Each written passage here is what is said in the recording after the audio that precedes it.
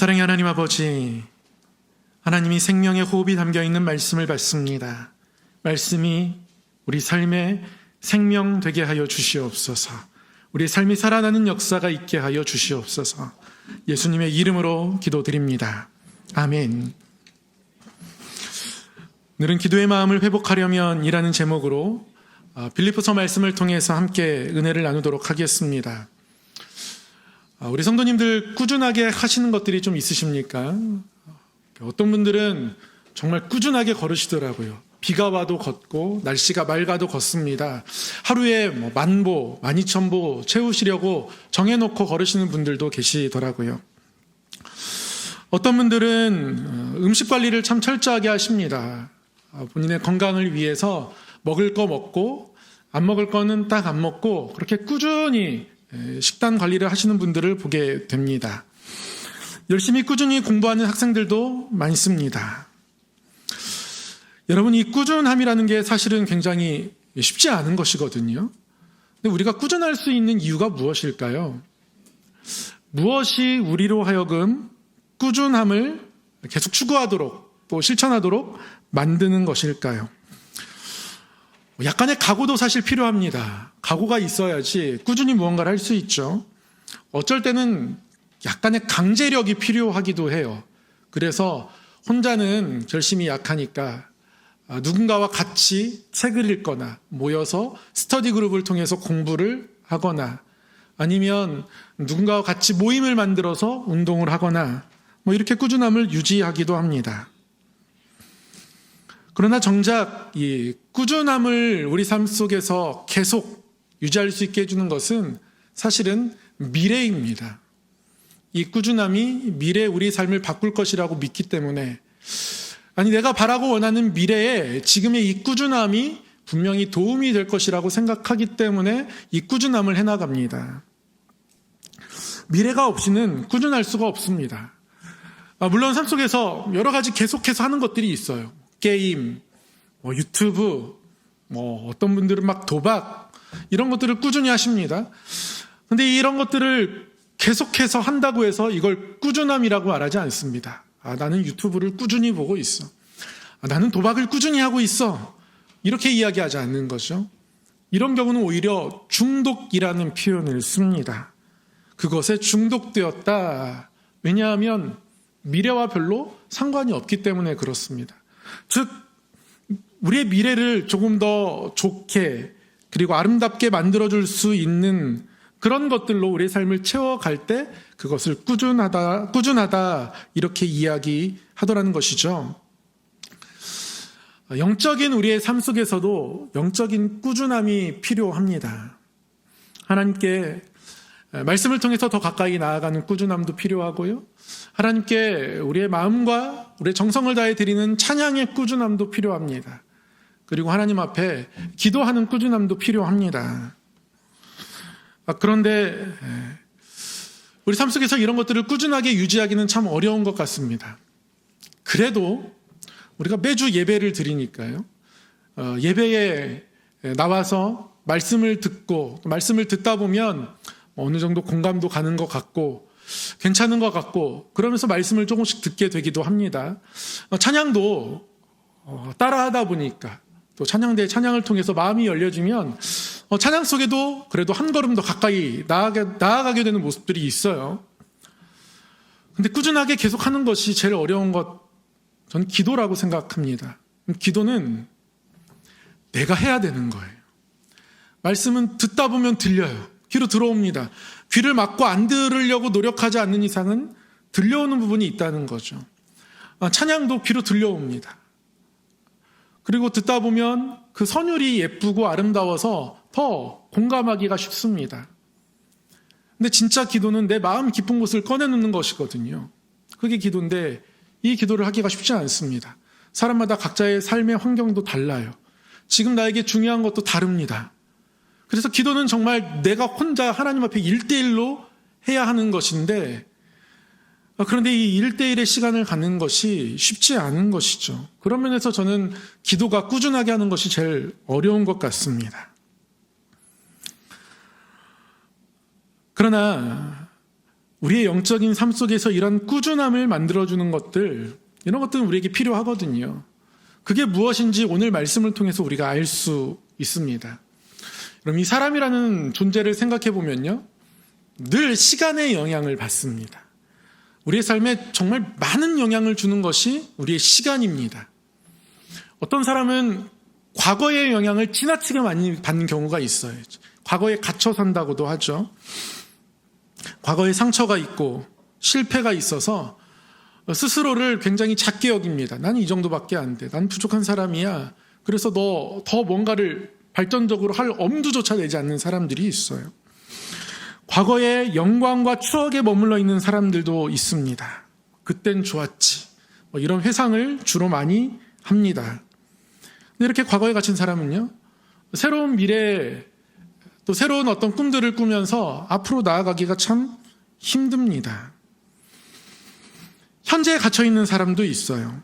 지금 나에게 즐거운 것이 제일 중요합니다. 즉각적인 즐거움, 예를 들면 SNS, 어떤 재밌는 영상, 문화, 이런 것들이 나에게 너무 중요합니다. 미래를 내다볼 겨를이 없습니다.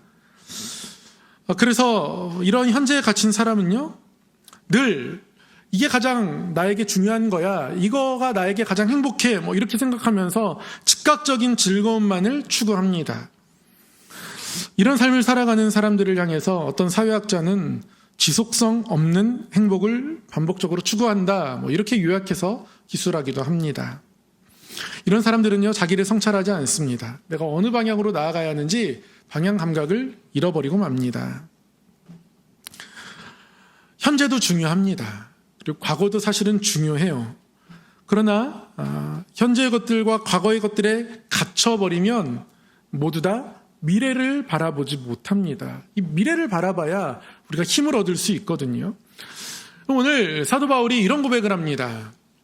형제들아, 나는 아직 내가 잡은 줄로 여기지 아니하고 오직 한 일, 즉 뒤에 있는 것은 잊어버리고 앞에 있는 것을 잡으려고 표대를 향하여 그리스도 예수 안에서 하나님이 위에서 부르신 부름의 상을 위하여 달려 가노라.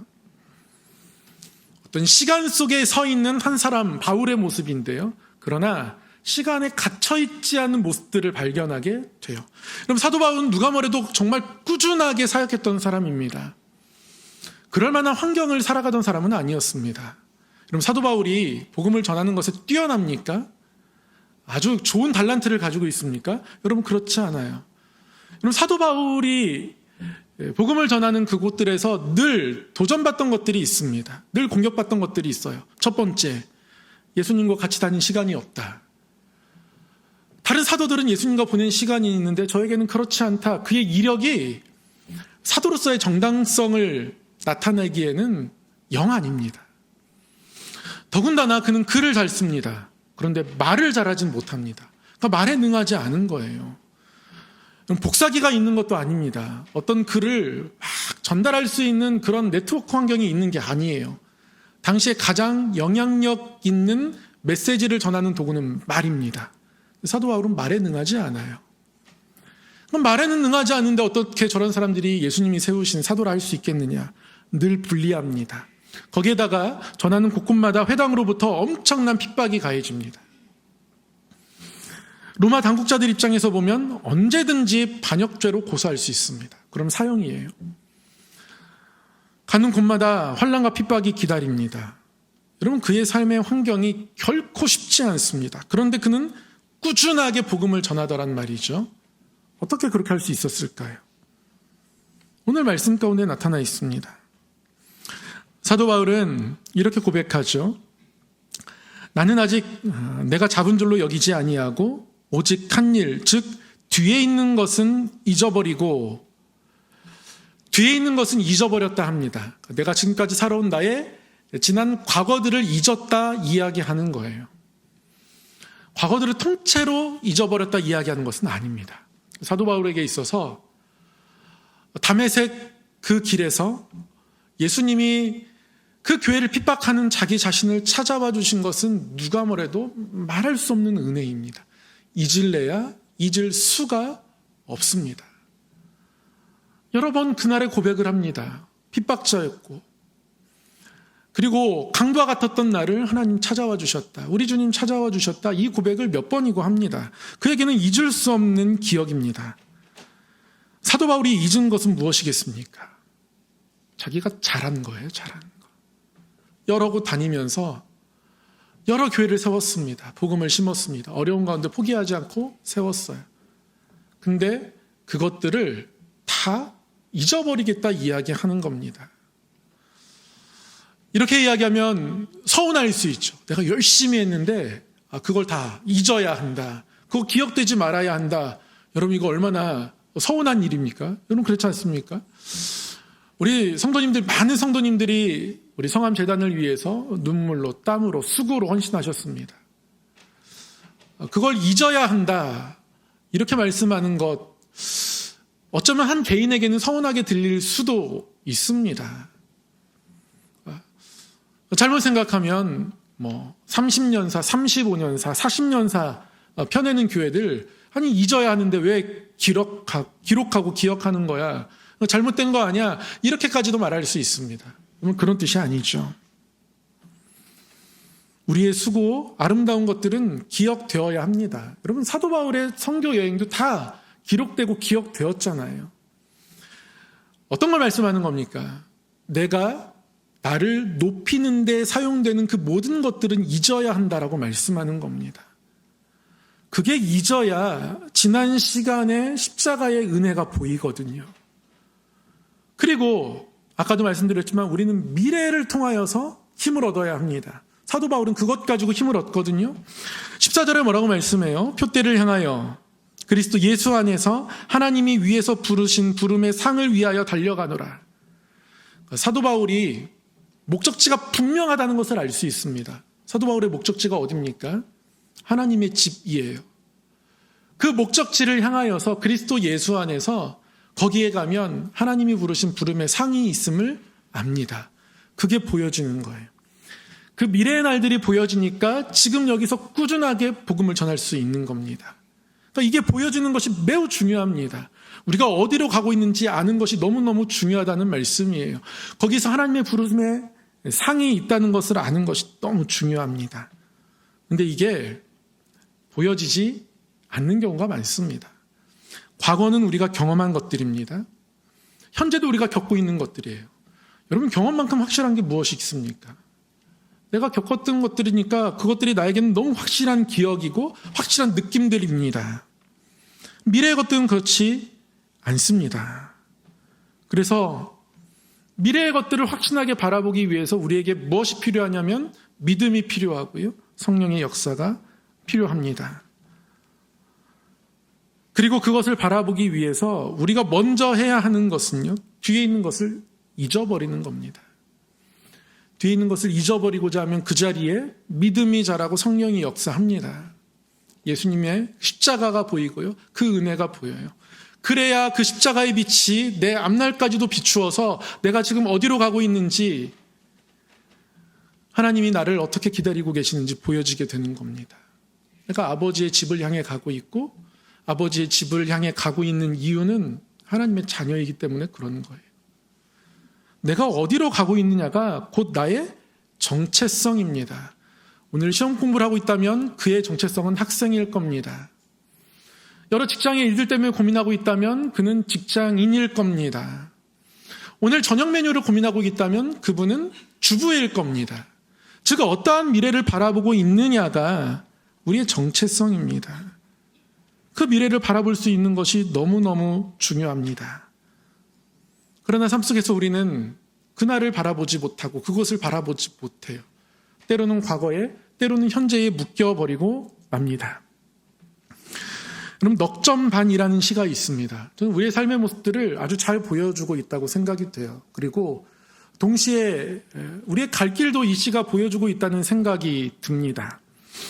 윤석중 시인의 시입니다. 일제강점기를 보냈던 시인이고요. 1940년에 지어진 시입니다. 여러분 이 시인의 이름은 모르시지만 대한민국 웬만한 국민이면 이분의 작품들을 굉장히 많이 알고 계십니다. 이분의 작품들의 예를 좀 들어드리면 무엇이 똑같을까? 젓가락 두 짝이 똑같아요. 깊은 산속 옹달샘 누가 와서 먹나요? 새벽에 토끼가 눈 비비고 일어나 그 샘물 먹었다는 거. 퐁당퐁당 돌을 던지자, 누나 몰래 돌을 던지자. 뭐 이런 시를 쓰신 분입니다.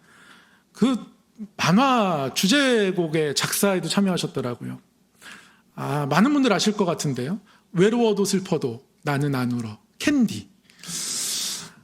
그런 시들을 쓰신, 그러니까 어린 시절의 동심을 노래하고 그 행복한 시절들을 다시 미래에 꿈꾸었던 그런 시인인 것 같아요. 넉점반. 아기가 가게집에 가서 영감님 엄마가 시방 몇 시냐고요. 넉점반이다. 넉점반. 아기가 오다가 물 먹는 닭 한참 서서 구경하고 넉점반. 아기는 오다가 개미 거둥 한참 앉아 구경하고 넉점반. 아기는 오다가 잠자리 따라 한참 돌아다니고 넉점반. 아기는 오다가 붕꽃 따물고 니나니 나니나 해가 꼴딱 져 돌아왔다. 엄마 시방 넉점반이래. 옛날에는 시계가 굉장히 귀한 보물 아니었습니까? 동네에 시계 있는 집들이 많지 않았다고 해요. 그러면 엄마가 아기에게 심부름을 보내는 거죠. 몇 시인지 물어보고 오라고. 그럼 아기가 시계방에 가서 몇 시인지 물어보고 옵니다. 시계방 아저씨가 4시 반이다, 넉점반이다 이렇게 얘기해 주면 외우는 겁니다. 넉점반. 그런데 외우고 집에 오다가 여기 찍고 저기 찍고 거기 찍고 해가 꼴딱 져 돌아왔습니다. 그런데도 아이는 시간이 가지 않습니다. 아이의 동심을 노래한 시입니다. 동시에 당시 상황을 생각하면 시인은 일제강점기 이전에 행복했던 나라의 그 시절들을 바라보면서 이 시를 분명히 노래했을 겁니다. 동시에 이 시를 노래하면서 분명히 내일 또다시 돌아올 4시 30분 우리나라가 다시 독립해서 아름답게 행복하게 온 세상 사람들이 같이 살 수 있는 그날들을 바라보면서 저는 이 시를 적었을 거라 생각하게 됩니다. 제가 말씀을 준비하면서 잡지에서 우연히 이 시를 보고 시가 너무 인상적이어서 생각하다가 그런 생각이 들더라고요. 아이는 시간 가는 줄 모르고 넉점반에 머물러 있습니다. 우리의 신앙이 만약에 넉점반에만 머물러 있으면 그러면 그것은 자라지 못하고 있다는 증거이기도 하죠. 시간이 흘러서 어떤 시간이 다가오는지 시간을 헤아릴 줄 알게 될 때 우리는 자라가는 거예요. 그래서 시인은 아이의 동심을 바라보지만 이 시간이 다시 또 흘러서 다시 내일 또 다른 미래가 다가오기를 함께 바라보는 것 아니겠습니까?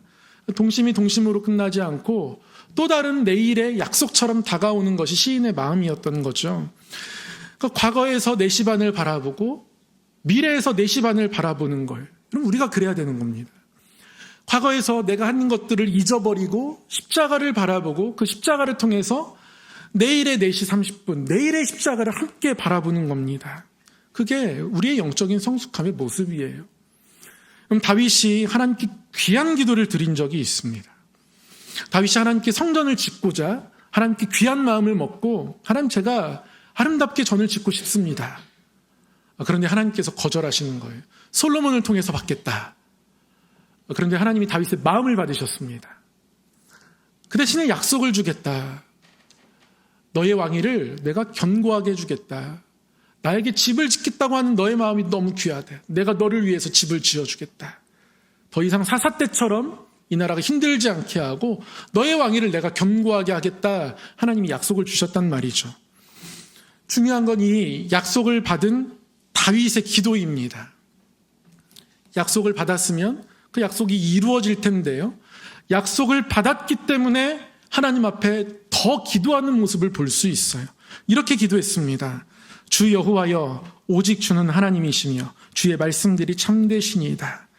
주께서 이 좋은 것을 주의 종에게 말씀하셨사오니 이제 청하건대 종의 집에 복을 주사 주 앞에 영원히 있게 하옵소서. 말씀하셨기 때문에 이제 됐다가 아니라요. 이제 기도하기 시작한 겁니다. 주신 말씀이, 받은 말씀이 내일의 일이 되어 있는 거예요. 그래서 기도할 수 있게 되는 겁니다. 주 여호와께서 말씀하셨사오니 주의 종의 집이 영원히 복을 받게 하옵소서 하니라. 아멘. 우리에게 주신 복음이, 우리에게 주신 십자가의 은혜가요, 여러분, 우리의 미래가 되어야 합니다. 우리의 주신 말씀이요, 우리의 미래가 되어야 합니다. 시편 119편에 시편 기자가 이런 기도를 해요. 주의 종에게 하신 말씀을 기억하소서. 주께서 내게 소망을 가지게 하셨나이다. 어찌 보면 평범한 것 같지만 여러분 너무나 특별합니다. 하나님이 말씀하셨고 시편 기자는 말씀을 들었습니다. 말씀을 들은 시편 기자가 하나님께 이렇게 간구하는 거예요. 주의 종에게 하신 말씀을 기억하소서. 하나님이 잊어버리실까 봐 걱정돼서 이렇게 기도하는 게 아니죠. 주의 말씀이 나에게 너무 확실해서 오히려 들은 시편 기자가 하나님께 간구하는 겁니다. 기도하는 겁니다. 48절에 보면 말씀을 읊조리는 시편 기자의 모습이 나타나요. 그 말씀을 읽으면서 하나님의 말씀하심이 나에게 너무 확실하고 그것이 나의 곧 미래에 이루어질 일들이기에 하나님이 기억하셔야 한다고 간구할 수 있는 겁니다. 그리고 그것이 나에게 소망이 되는 거예요. 이게 바로 성숙한 신앙입니다. 과거를 통해서 미래까지 바라볼 수 있는 것이 성숙한 신앙입니다.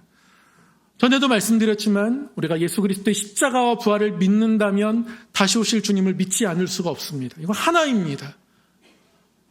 사도 바울이 뒤에 있는 것을 잊어버리고 저 위에서 나를 부르신 그 하나님의 부름의 상을 위하여 나아간다고 할 때 그리스도 예수 안에서 나아간다고 하죠. 왜 그렇게 고백할 수 있습니까? 십자가와 부활과 다시 오실 주님, 이것이 하나의 이야기이기 때문에 그렇습니다. 하나의 사건이기 때문에 그러는 거예요. 그래서 그 주님을 바라보면 그 십자가를 생각하면 앞날이 보이는 겁니다. 그래서 그 일들을 꾸준히 감당할 수밖에 없는 거죠. 우리 모두가 품어야 할 신앙의 모습입니다. 여러분, 이게 성도의 온전함입니다. 성도의 온전함은요, 완벽함을 말씀하는 게 아니에요. 과거의 십자가의 그 은혜, 그 사랑을 통해서 미래까지 바라보는 것, 그것이 거기까지 이어지는 것이 성도의 온전함이라는 거예요. 여러분 15절에서 16절에서 이렇게 이야기합니다. 그러므로 누구든지 우리 온전히 이룬 자들은 이렇게 생각할지니 만일 어떤 일에 너희가 달리 생각하면 하나님이 이것도 너희에게 나타내시리라. 오직 우리가 어디까지 이르렀든지 그대로 행할 것이라. 말이 참 어렵습니다. 여러분 무슨 뜻입니까? 우리 온전히 이룬 자들, 여기서 온전히 이룬 자들은 문자적으로는 성숙한 자들입니다. 이 성숙한 자들이 어떤 자들이에요? 어떤 일에 달리 생각하면 안 됩니다. 13절, 14절처럼 생각해야 하는 거예요. 어떻게 해요?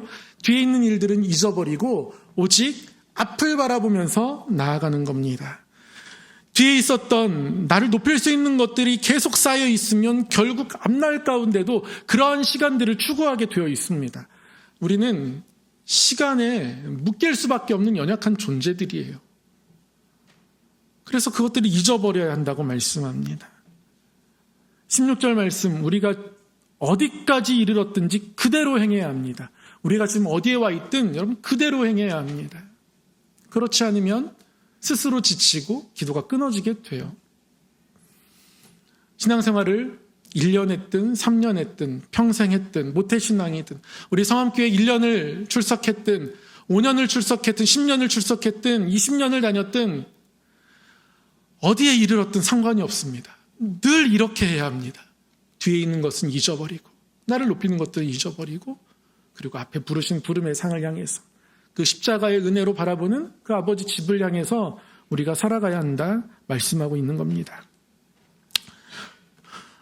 제가 존경하는 한 목사님이 목회를 10여 년 하시고 나서 언젠가 개인적인 사석에서 그런 말씀을 하시더라고요.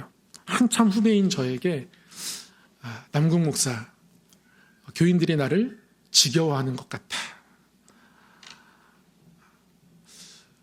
스스로 지치신 겁니다. 물론 그런 지치는 때가 누구에게나 나타나기도 합니다. 엘리야도 그랬고 예레미야도 그랬고. 근데 제가 뭐라고 말씀을 드리겠습니까? 그냥 듣고 고개를 끄덕이고 그냥 그렇게 하고 이야기를 마치고 한참 후에 또 뵙습니다.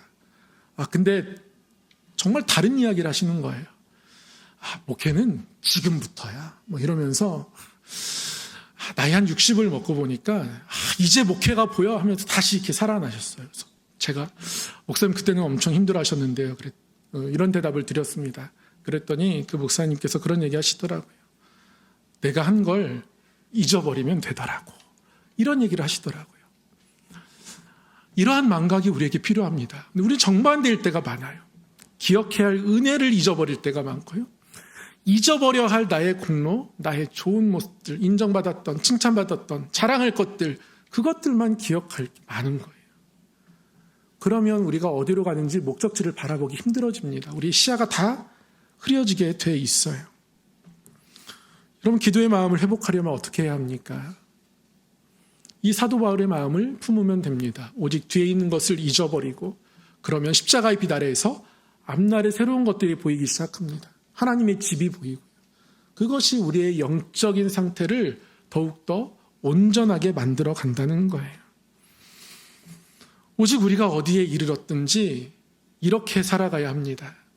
사랑하는 성도 여러분, 어디에 이르러 계십니까? 높은 곳에 계신 분도 계시고 사망의 음침한 골짜기에 계신 분도 계십니다.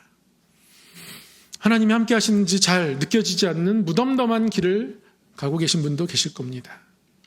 어디에 이르렀든지 뒤에 있는 것을 잊어버리고자 한다면, 그리고 그 십자가의 은혜를 다시 기억하면 우리 앞날에 새로운 길들이 보인다고 오늘 말씀해 주십니다. 이 은혜가 저와 여러분에게 있기를 간절히 소망합니다. 기도하겠습니다. 사랑의 하나님 아버지, 오직 어디에 이르러 있든지 우리 하나님 아버지의 집을 바라보며 우리를 부르시는 그 하나님의 부름의 상을 바라보며 또한 하늘로부터 우리 삶 속에 좋은 것으로 베풀어 주시며 지금 여기에 동행하시는 하나님을 붙잡고 삶의 모든 걸음을 살아가게 하여 주시옵소서. 어디에 이르러 있든지 간에 그렇게 살아갈 수 있는 믿음을 더하여 주시옵소서. 우리 주 예수 그리스도의 이름으로 기도드립니다. 아멘.